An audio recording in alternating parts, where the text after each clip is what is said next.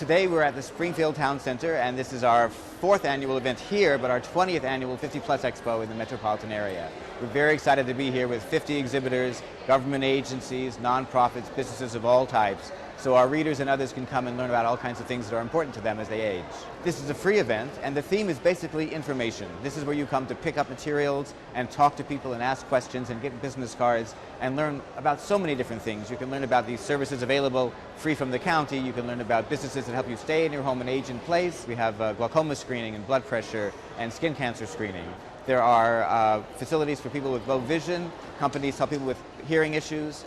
We sort of run the gamut. Any kind of health or financial or aging issue that people might have is going to be represented here.